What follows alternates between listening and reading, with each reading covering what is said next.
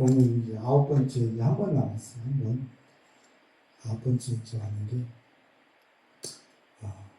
항상 하던 얘기를 반복하기도 하고, 때로는 그렇게 하는 것 같아요. 사실 한 번 들으면 금방 까먹어요.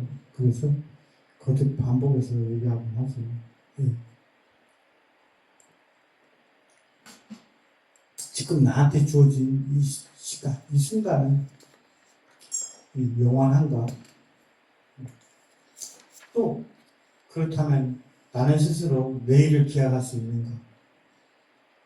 근데 하물며 제 자신조차도 내일을 기약하지 못하죠.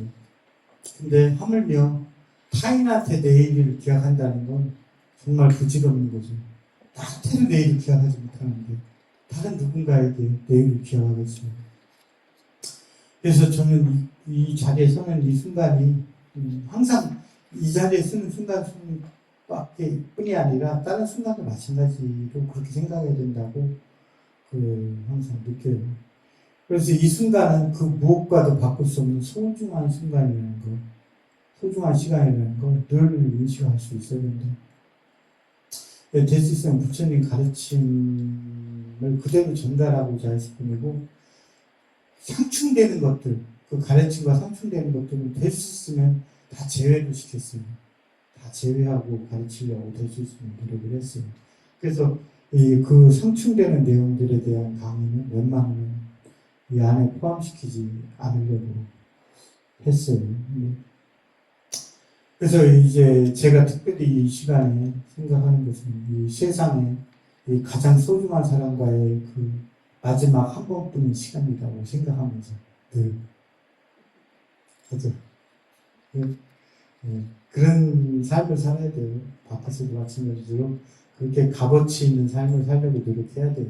늘 자기 남편하고 있을 때든 자식하고 있을 때든 친구가 있을 때든 또는 내가 어떤 일을 하더라도 또 어떤 일을 설령 미루려고 하거나 소중한 일들을 미루려고 할 때 이런 것들을 한번 각인시키면 절대로 미룰 수가 없다. 그런 소중한 것들은 그런 걸 생각해야 돼요. 우주의 실상은 끊임없이 변화하죠. 그런데도 사람들은 자신만의 이익을 추구하고 또 자신의 입장에서 늘 좋은 실체가 있어주기를 바라죠. 그리고 또 좋지 않은 것들은 쉬 멀어지길 바라요. 제 모든 행은 실체는 영원하지 않고 무수히 변화되어 가죠.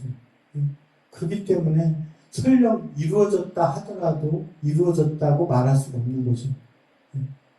이루어졌다 하더라도 이루어졌다고 말할 수가 없는 거예요. 모든 재행, 모든 것들은 다 항상하지 않기 때문에. 그리고 우리에게 그것이 이 삶이 내 뜻대로 진행되어 나가지 않기 때문에 우리는 그것을 위해서 고통을 받아요. 내 뜻에 부합되지 않기 때문에 고통을 늘 생겨나죠. 지금 한번 물어보고 싶어요. 사는데 즐거움이나 행복이 고통이나 불행에 비해서 얼마나 많을 것 같아요. 대부분이 고통이나 불행들이 많아요. 대다수가. 그 중에 행복은 일부죠. 그 나머지 우리가 밭에서 막 열심히 일하고 하잖아요. 그 한 계절을 끊임없이 밭에서 그 고통을 감내하면서 일하잖아요. 그리고 추수할 때 그 고통을 딱 맛보는 거거든요. 그 행복을 맛보는 거예요. 추수할 때. 그런 것처럼 우리는 끝없이 고통으로 그 밭을 일구고 끊임없이 그 행복을 이끌어내려고 해요.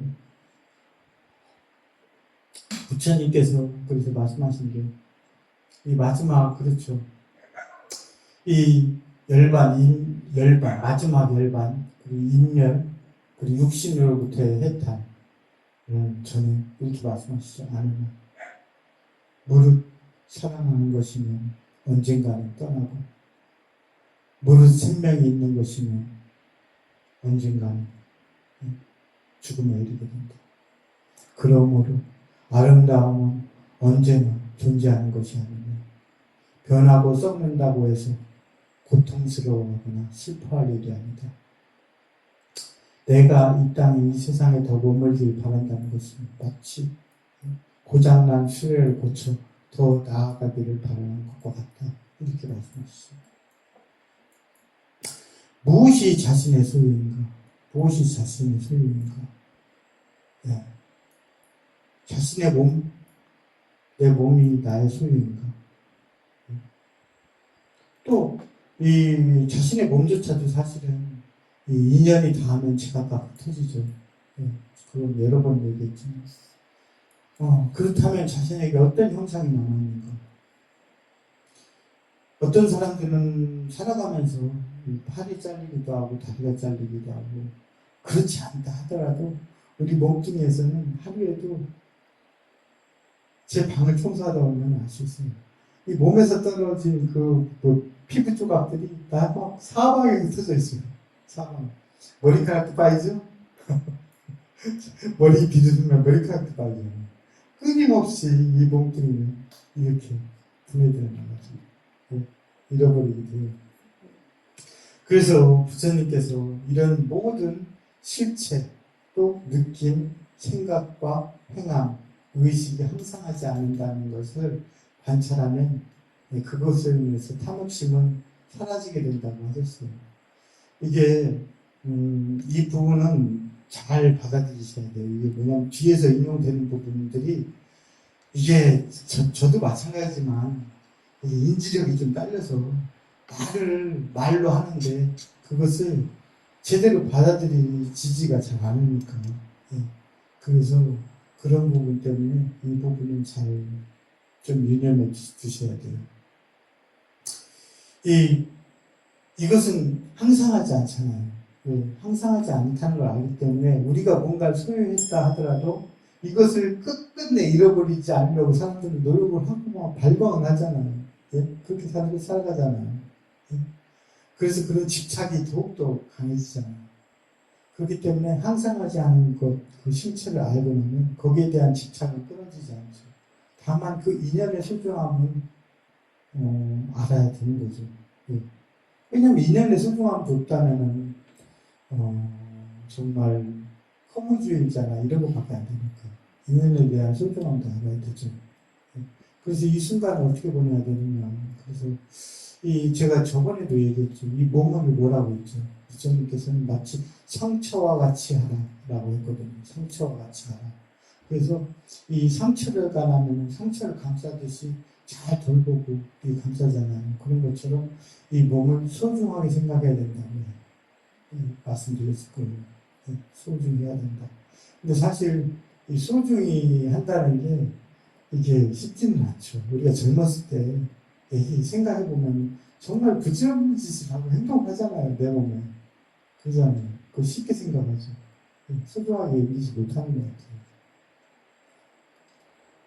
또 마찬가지로 주어진 때를 가치 있게 아주 소중하게 생각해야 되죠. 보내야 되죠. 왜 그러냐면 그 시간은 결코 다시 돌이킬 수도 없고 다시 주어지지도 않은 것이기 때문에 그래요. 이 자비에 대해서 얘기하자면 자비에 대해서 제가 딱히 말씀을 드리지 않은 것 같아요. 자비라는 것의 규정에 대해서는. 그것은 이 어머니의 자식에 대한 마음과 같다고 말씀드리고 싶어요. 자비라는 것은 사실은. 근데 이 자비라는 것이 그 실체를 여실히 잘 파악해야 돼요. 근데 어떤 한 부분을 치다니면 그 자비가 그릇된 내용이 되버려요.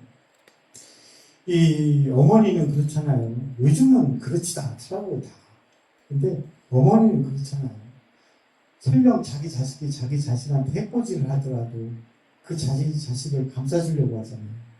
그런 것처럼 그런 어머니의 마음이라고 말씀드리고 싶어요.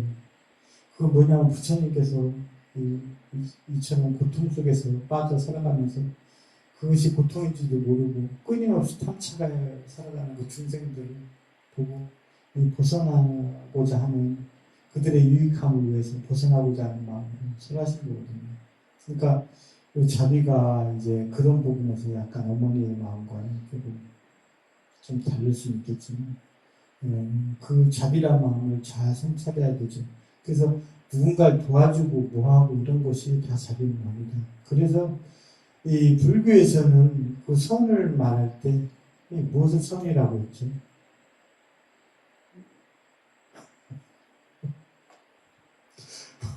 제가 뭐라고 선이라고 했지? 불교에서는 그래서 뭐라고 했냐면 악행을 하지 않는 것을 선이라고 합니다. 여기까지. 그 10선 얘기했잖아요. 악행을 하지 않는 것. 다른 사람들은 밖에서 이런 선이 얘기하는 건 누굴 도와주고 뭘 해주고 누군가한테 막 이렇게 해주고 뭘 하는 걸 자기라고 생각하지만 불교에서는 절대로 그렇지 않다. 악행을 하지 않는 것은 그 근간을 섭니다. 이렇게 말씀드렸을 거예요. 그래서 저번에 말씀드렸듯이 그런 거죠. 아난에게 말하는 말씀하신 것처럼 내가 그대를 위하여 선한 것은 이 세상에 스승이 제자들을 가엾이 여기고 그들의 유익함을 위해서 자기를 드리는 것이다. 이렇게 말씀하셨다는 부분을 잘 새겨드리면 돼요. 그래서 더듬 얘기한 것이 있다면 사실 제가자 불교대학인데 대부분의 부처님 가르침은 물론 제가자들한테 가르침을 줄 때도 마찬가지지만 끊임없이 그 수행자적인 마인드로 그걸 계속 설하세요. 제가자한테 수행자의 마인드.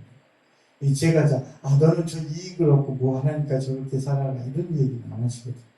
끊임없이 수행자적인 마인드에 그 얘기를 집중해서 얘기해 주시기 때문에 사실 바깥 사람들이 이걸 받아들이고 뭐 하고 이렇게 살아간다는데 그래서 힘든 거예요. 우리는 밖에서 돈을 벌고 뭘 하고 자식을 낳고 대를 이어서 살아야 되고 뭘 해야 되고 하니까 끊임없이 왜 그것을 벗지 못하니까 그래서 약간 거기에서 어떤 조금 차이를 느끼는 것 같아요. 부처님께서 말씀하시는 건 그래서 그런 거죠. 이 방해를 하지 마라.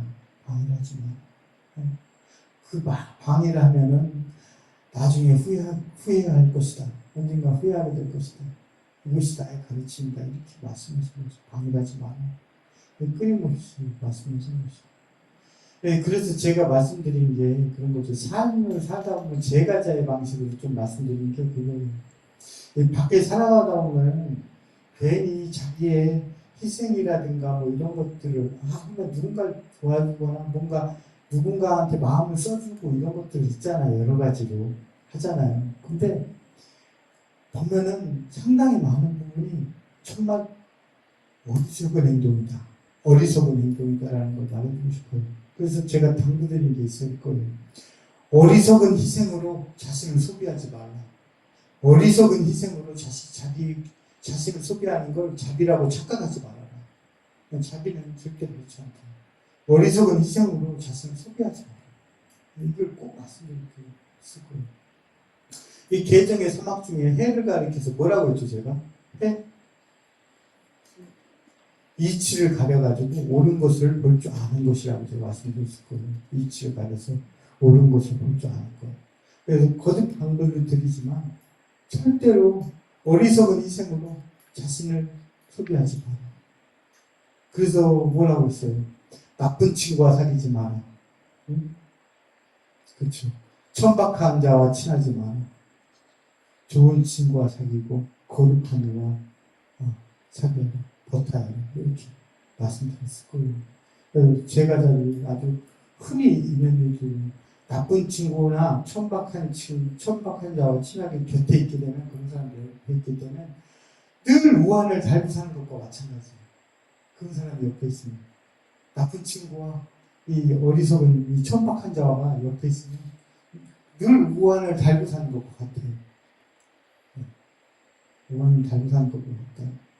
그래서 불교의 윤리관을 제가 제 방식대로 표현했을 거예요. 이 부처님의 가르침이 더 우수하지만 제가 그걸 함축해서 조금 간단하게 말씀드렸을 거예요. 뭐에 있다고 했냐면 자의적인 절제에 있다고 얘기했을 거예요. 스스로 절제하려는 의지, 자의적인 절제에 있다고 제가 말씀드렸을 거예요. 그것을 다른 말로 표현하자면 욕망의 제어예요. 욕망이 일어나는 순간 그걸 제어하는. 우리가 이거인 거죠. 우리가 음식물을 먹잖아요. 그러면 우리가 이 물 한 컵만 마셔도 충분하거든요. 근데 이게 맛있는 거야. 끊임없이 집어넣는 거야. 이 한 컵만 마시면 될 것 같다. 그래가지고 나중에 막 배탈이 나고 막 뭐 하잖아요.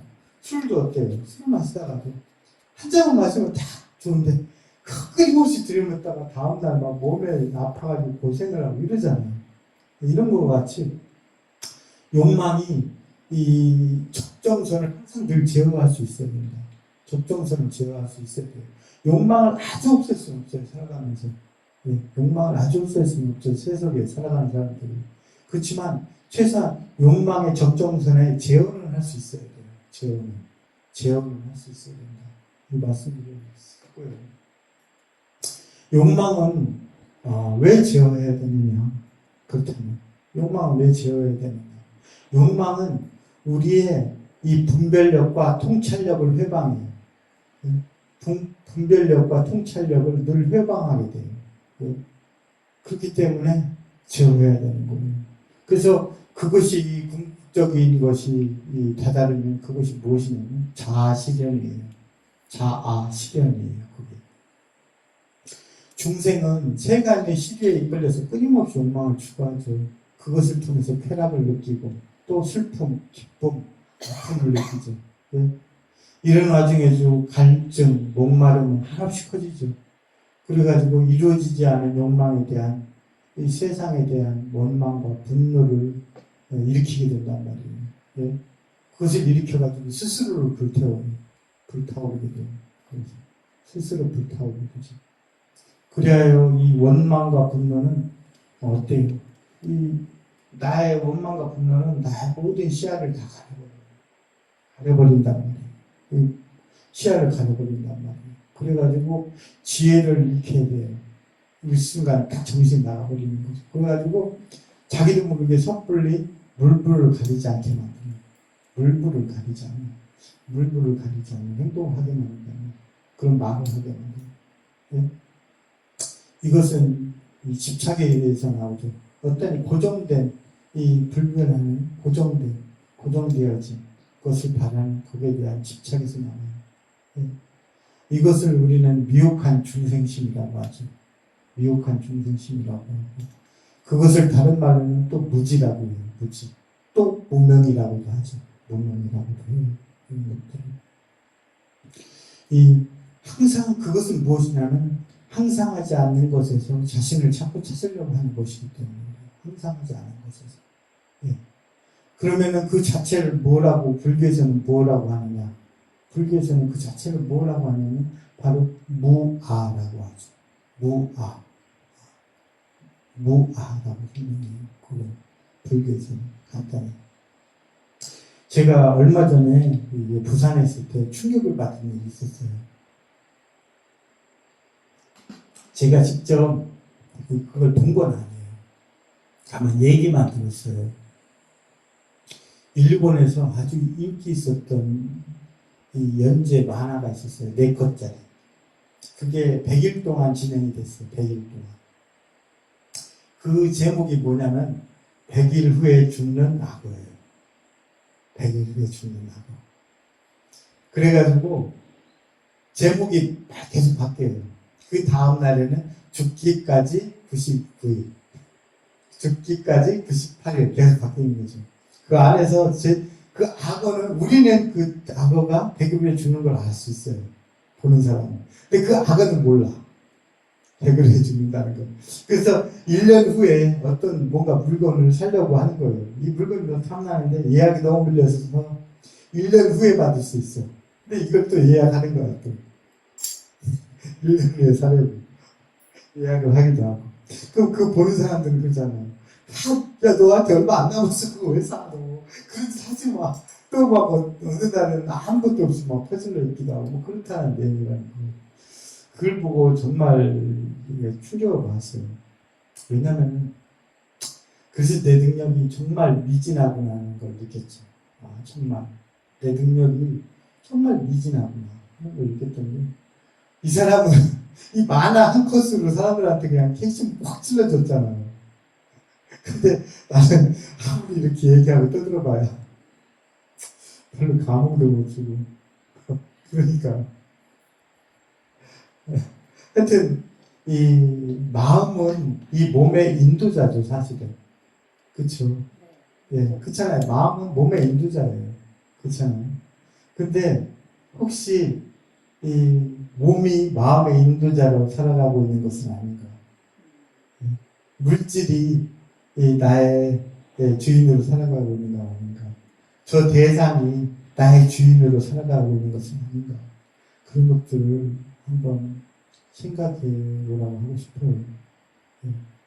또, 또한 그렇죠. 또 어리석은 거기서 생각이 나올 때가 있거든요. 제가 예전에 그런 일이 있었어요, 정말. 여기가 죽든 엎었던 거예요, 어디 한가운데가. 그래서 막 이걸 뽑아버리고 싶고 뭘 하고 싶어. 그 고통이 사라지겠다고 착각을 하는 거지. 생각을 하는 거죠. 그 만약에 뭐냐면 어떤 것을 비유할 수 있냐면 아름다운 것을 보고서 마음이 유혹될까봐 눈을 뽑아버린다는 얼마나 바보 같은 행동이에요. 내 눈이 유혹될까봐 눈을 뽑는다는. 사실 그것은 그렇기 때문이죠. 마음이 유혹받는 주인공이기 때문에 이걸 알아야 돼요. 명확히. 이 사악한 마음을 버릴 수 있다면 이 몸을 통해서 마음이 흔들리지 않죠.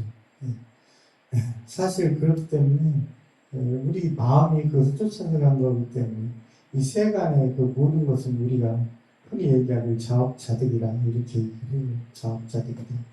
그래서 부처님께서 말씀하신 건 그거죠.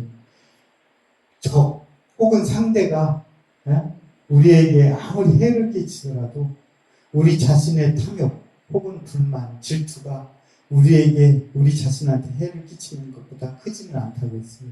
상대가 나에게 해를 끼치는 것보다 우리 자신에서 일어난 불만, 질투 이런 것이 우리에게 해를 끼치는 것보다 크지 않다고 했어요. 그래서 그것을 명확히 알아야 된다. 삶에 우리가 저번에 불교 강의 시작 때문에 제가 그런 말씀을 드렸을 거예요.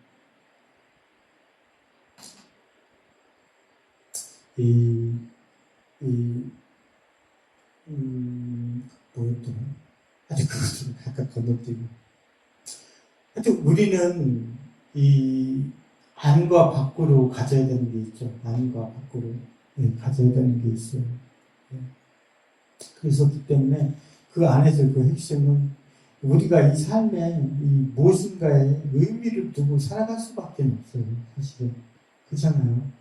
뭔가 의미를 가질 수밖에 없거든요. 의미 없는 삶이라는 것은 정말 자신을 무기력하게 하고 나약하게 만들죠. 그래서 우리는 이 삶에 의미를 줄 수밖에 없는데 저는 마찬가지로 그걸 못하지 마. 네? 수행에 빠져 살아야 되고 수행들. 또 제가 자는 어때요? 올바른 것에 의지해서 살아야 돼요. 올바른 것에 의지해서 살아야 돼요. 그래서 그런 얘기를 하죠. 이 중생들은 이 과를 보고 두려워해요. 결과를 보고 두려워하죠. 근데 이 보살은 어때요? 이 보살님이잖아요. 일생보살. 보살님은 인연됨을 보고 두려워한다. 인연됨을 보고 두려워한다. 중생들은 결과를 보고 두려워하고, 중생들은 무슨 사고가 나거나 뭐가 있거나 이걸 보면 두려워하지만, 우리는 이 서로 간의 만남, 모든 시작점을 보고서 두려워하죠. 왜 그러냐면 보살은 마음에 조그마한 짜증이 일어나는 순간 그 인으로 인하여 과가 어떻다는 것을 알기 때문에 그런 거예요. 그것으로 인해서 내 안에 뭔가가 딱 일어났을 때 그 일어남으로 인해서 그것이 어떤 결과를 낳느냐는 걸 알기 때문에 두려워해요. 근데 사람들은 대부분 살아가다 보면 그 결과에 두려워하죠. 그 결과. 그 인은 보지 못하고. 그래서 인과를 모르게 돼요. 인과를 모르게 돼요. 그래서 인과를 모르게 되는 거예요. 왜? 그것이 인하는 것이 나타난 그 결과에 그 실체를 보지 못하기 때문에. 그 인과를 하면은 아무리 화가 나는 일이 있더라도 그렇지 않을 거라 생각해요. 왜냐면 내가 차를 운전하다가 누가 갑자기 팍 뜯어있어. 그러면 그러고만 하면 되는데 꼭 화를 내려고 마음속으로 화가 일어나잖아. 하고 나면 나한테 어때요? 그 화가 한번 화내고 나면은 사라져요? 안 사라지고 더 커지지. 짜증이 나고 흥분되게 되고 뭐하게 되고 과격해지게 되고 천년도 이렇게 되거든. 그것을 알아야 돼요. 그것의 본질을 알아야 돼요. 사람들이 인과를 모르기 때문에 그것을 제어하지 못하거든요. 인과를 알지 못하기 때문에 결과에만 치중되어 살아갑니다. 결과에. 그래서 이 보살은 인연됨을 보면은 인연됨을 보고 두려워한다. 보살은.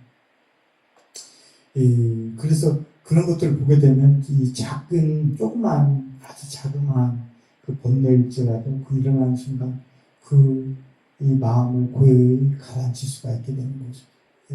과가 어떻다는 것을 알기 때문에. 그렇기 때문에 그 씨앗은 더 이상 자라나지 않게 돼요. 자라나지 않게 돼요. 이 진리에는 사실 두 가지가 있어요. 이 세상의 진리라고 얘기하는 것은.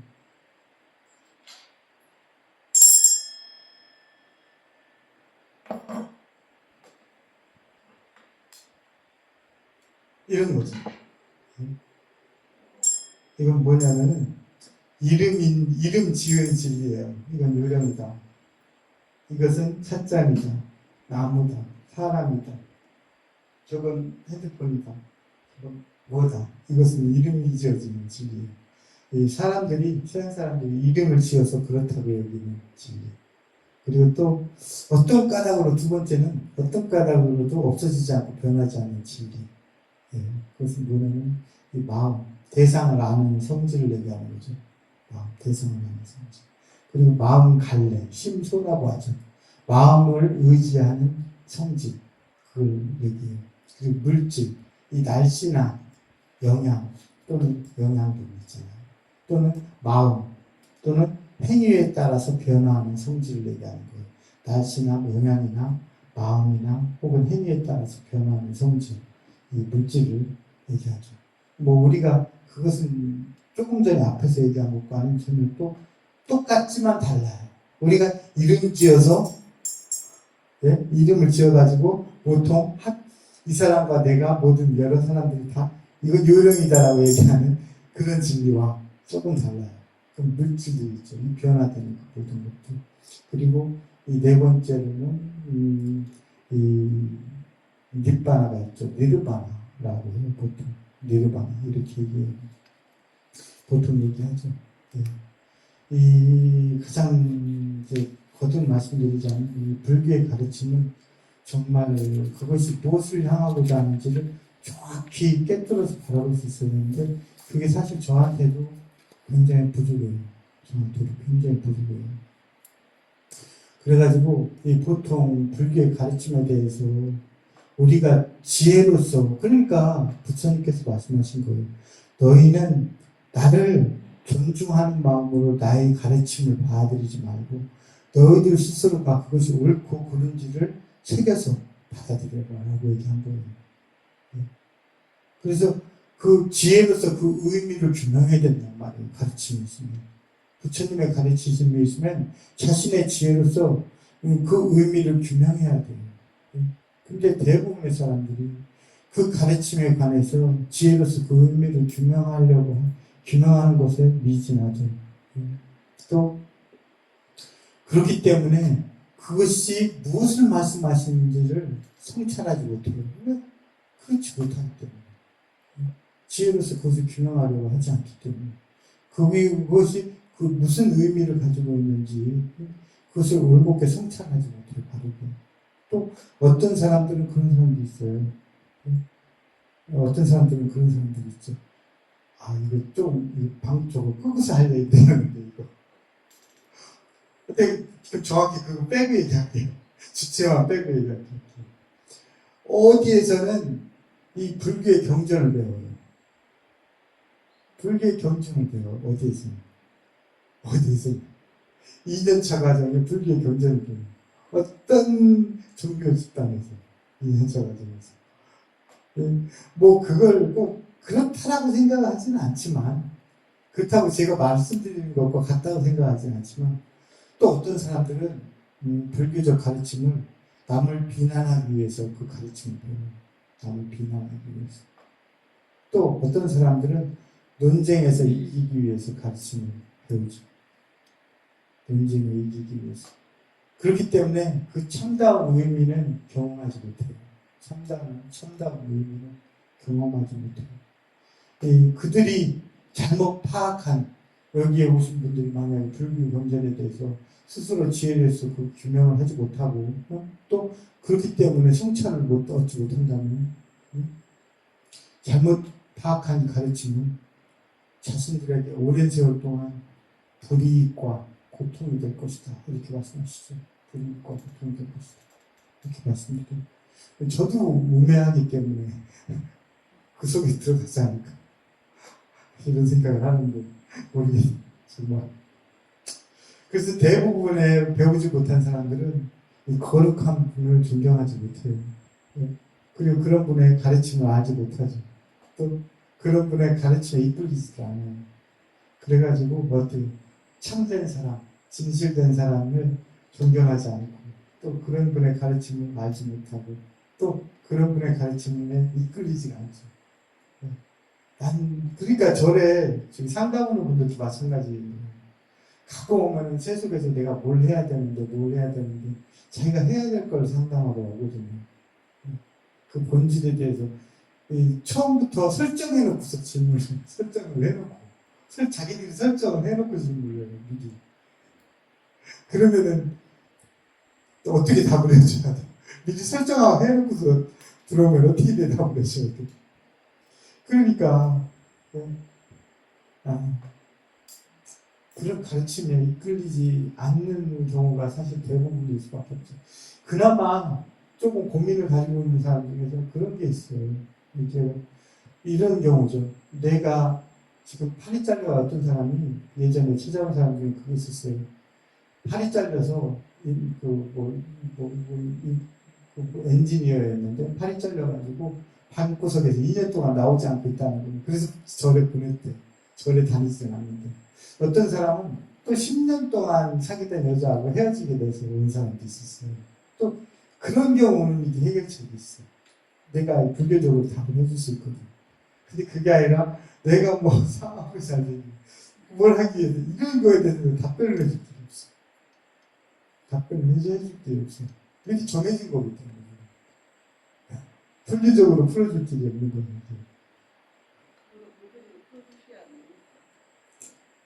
그 자신의 그런 욕망을 불태우러 가야 될 거예요. 왜 어떤 차이가 있냐면, 그 분한테 내가 했던 얘기를 그대로 얘기해 드릴 때요.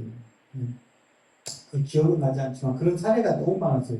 상담을 한 사례 중에. 팔이 잘린 사람한테는 내가 그랬어요. 이 욕망에 대해서 일단 설명을 하고 뭘 설명을 했어요.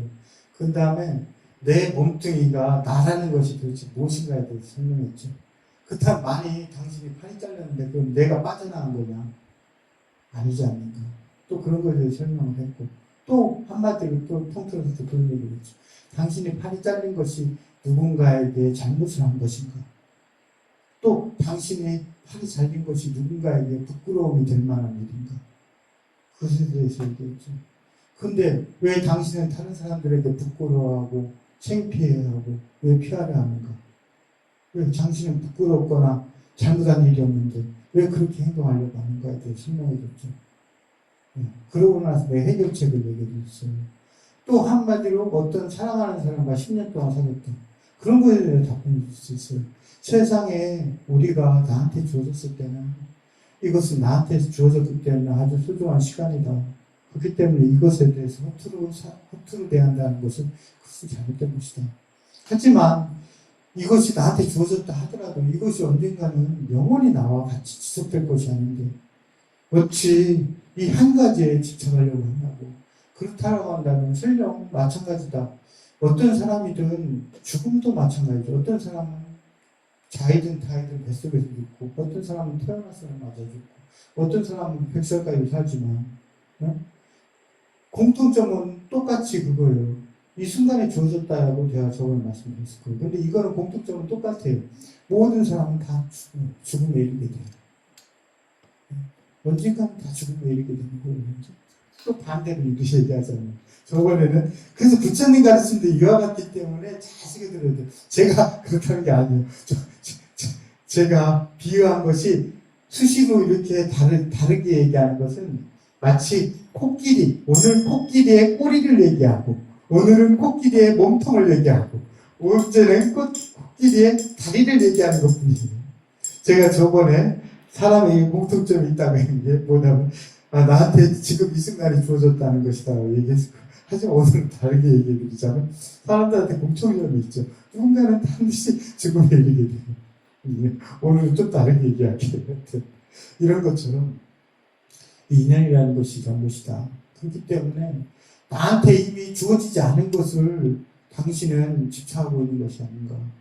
그렇다면 나한테 주어지지 않은 것을 집착한다는 것은 무엇을 의미하느냐? 지금 나한테 주어진 것을 외면하는 것이다. 라는 걸 부각시켜줬죠. 그리고 나는 그렇다면 이 순간을 어떻게 살아야 되는가? 그걸 얘기해줬어요. 그런데 그거에 대해서 어떤 욕망의 부분을 그렇게 치달아 가지고 그거에 대해서 질문하는 사람한테는 설령 옳게 얘기해준다 해도 받아들이기가 쉽지 않으라는 생각을 해요. 예전에 어떤 분이 그런 얘기를 했어요. 자기가 근데 영어 전문 자격증이 있는데 그 자격증이 있나 봐요. 무슨 최고 자격증이 있나 봐요. 가르칠 수 있는 자격증 중에. 그 있는데 과외를 했는데 애들이 많았어요. 그래서 자기가 학원을 내보고 싶다고 저한테 왔어요. 근데 그래서 제가 그랬죠. 제가 그렇게 하라고 해서 할 건 아니지 않냐고. 또 제가 그렇게 하라고 해서 잘 되면은 뭐 자기가 잘했다고 생각할 수도 있을 테고, 하지만 안 되면 또 내 잘못이라고 얘기할 수도 있는 거예요. 그리고 또 내가 하지 말라고 해서 안 할 것도 아니고 하라고 해서 할 것도 아니잖아요. 다만 제가 말씀드린 게 있다면 그런 것 같아요. 내가 학원을 하게 되면은 많은 시간을 필요로 할 테고, 그렇다면 애들이 아직 다 크지도 않았는데 내가 가정에서 내가 경제적 수익은 많이 늘어나겠지만 그 경제적인 수익이 늘어나는 만큼 잃는 부분에 대해서 한번 같이 생각해 봅시다. 그래서 그것에 타당성을 매겨서 어느 정도 긍정적인 평가가 더 높다면 그걸 하시고, 그 긍정적인 부분이 줄어든다면 하지 않는 게 좋지 않겠나. 애들한테도 소홀하게 되면 애들을 잘 돌보지 못하게 되고 하니까 자기 애들, 자신의 애들도 잘 돌보지 못하게 될 테고 학원을 하기다 바빠서.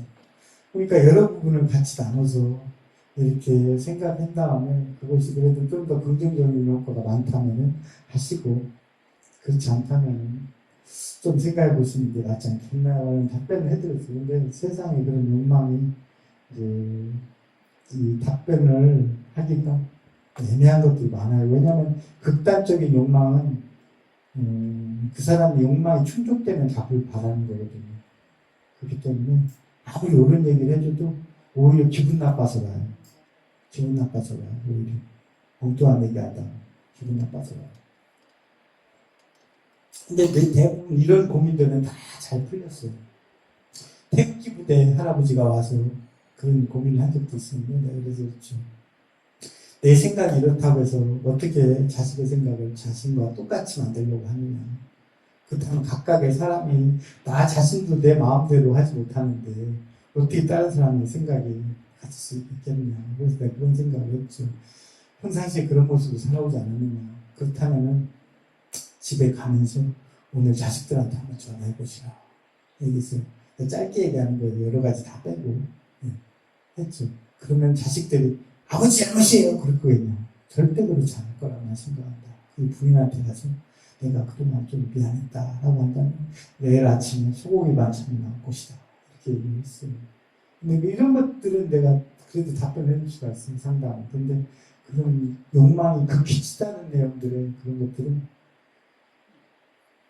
상담소로 가야죠. 네, 상담소로 가야 돼요. 그 욕망이 치다는 내용.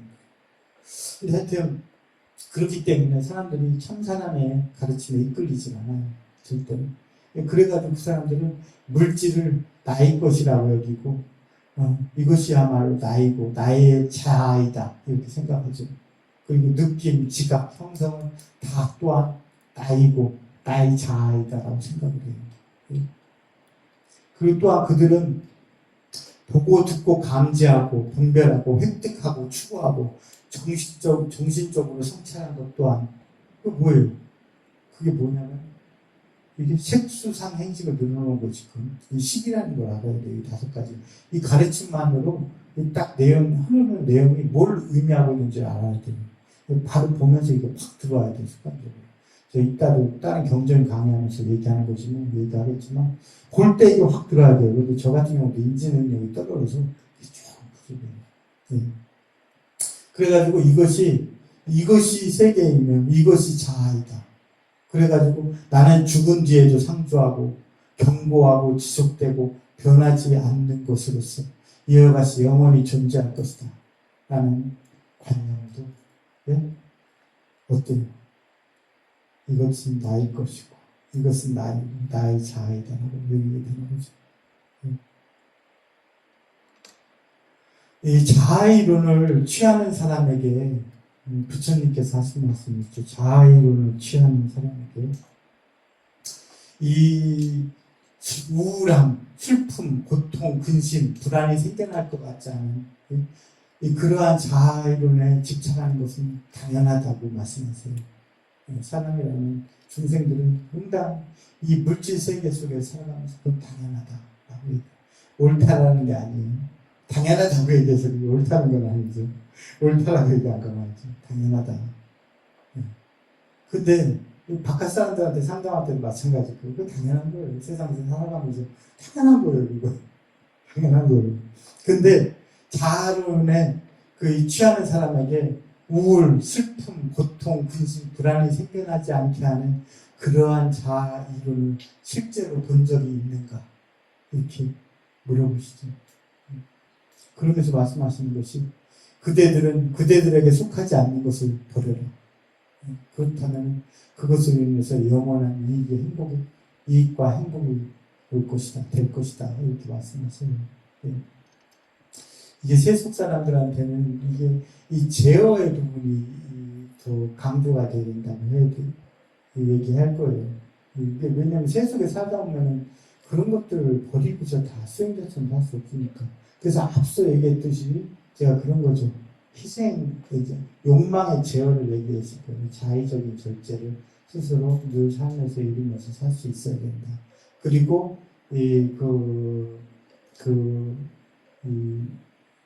자신의 무의미한 희생을 하지 말라고 내가 얘기했을 거예요. 무의미한 희생을 스스로 자비라든가 이런 걸로 착각하고 살지 말라고 내가 그걸 더불어 얘기했을 거예요. 바깥 사람들이 이 사람 삶 속에서.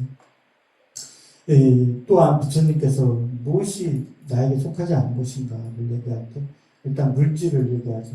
가장 자주 등장하는 것이 오온이에요. 오치온이라고도 하고 오온이라고도 하죠. 색수상식이죠. 물질이 그대에게 속하지 않는 것이죠. 그리고 느낌, 그리고 지각, 또 형성, 또 의식 이런 것들은 그대에게 속하지 않는 것이죠. 그런 것들을 열심히 관찰하게 되면 이 탐진치, 삼독심이 쉽게 사라지게 되죠. 그러면서 비유하기를 그래요. 자, 이 제타 숲에서 제타 장자가 세운 동산 아니에요? 거기가 무슨 정사죠? 네? 거기가 기원정사인가요? 기원정사죠? 제타 숲. 풀과 나무 그리고 나뭇가지와 잎사귀들을 가져와서 불태우거나 그것을 하고 싶은 대로 한다면 만약에 그대들은 사람들이 우리를 붙잡아서 우리를 태우거나 우리를 가지고 하고 싶은 대로 한다라고 이와 같이 생각하겠는가? 라고 물어보는 거예요. 그것은 뭐냐면 색수상 행식 또 어떤 물질이 나이고 나라고 하는 자아에 빠져버린 사람들한테 하는 얘기예요. 네? 만약에 제따숲에 풀과 나무와 나뭇가지 잎사귀를 가져와서 불태운다면 당신들은 그러면은 제가 그것과 똑같은 비유를 한 거예요. 네 팔이 나라고 한다면 내가 사고로 팔이 잘렸어요. 저기 있으면 아이고 원복스님 하면서 쫓아갈 거예요. 그 팔을 쫓아갈 거예요. 그 팔을 그걸 얘기하는 거예요. 쉽게 이게 더 이해하기가 쉽겠네. 내 신체 부위를 얘기하는 게 이해하기가 더 쉽겠네요. 내 머리카락이 빠졌어요. 머리를 감다가 막 수두리 때문에 빠졌어요. 아이고 머리카락이 근데 없어가지고 하여튼 머리카락이 있다 치고 머리카락이 빠졌어요. 아이고 원목스님 들 하면서 막 울겠어요. 아니잖아요. 그죠? 이게 이해하기가 쉽겠네. 부처님께서 얘기하는 게 더 적절한 표현인데, 제가 표현하자면, 미혹한 제가 표현하자면, 그런 거죠. 나의 손톱을 다 잘라내고 나서 눈물을 흘리면서, 아유, 원목이, 이러는 것과 같잖아요. 그런 것과 같이. 이 대상을 자신으로 여기는 것. 그런 것을 할 수 있다니까. 그래가지고 그것들은 우리 자신도 아니고 우리 자신에게 속한 것도 아니기 때문이다. 이렇게 말씀하세요. 그대들에게 속하지 않은 것을 그래서 버려라. 그것에 대한 집착을 버려라. 라는 뜻으로 말씀드리고 싶어요. 이 속가에 제가 있는 사람들한테는 그런 것들을 얘기하고 싶어요. 그런 것이 이것은 반드시 내 곁에 있어야 되는 것이다라는 어떤 집착을 버리라는 뜻으로 말씀드리고 싶어요. 그런 것들은 늘 만남이 있으면 헤어짐이 있고 그런 것처럼 나의 곁에 있다가도 사라지는 것이기 때문에 그것에 대한 집착, 그것은 내 것이고 나의 것이라는 어떤 집착, 그런 것들에 대한 집착을 버리게 되면 영원한 행복과 이익을 얻게 되죠. 그래서 이 부처님께서 말씀하시기 그러는 거예요. 이게 가장 주장하는 거예요. 이게 누구를 대상하는 거겠어요?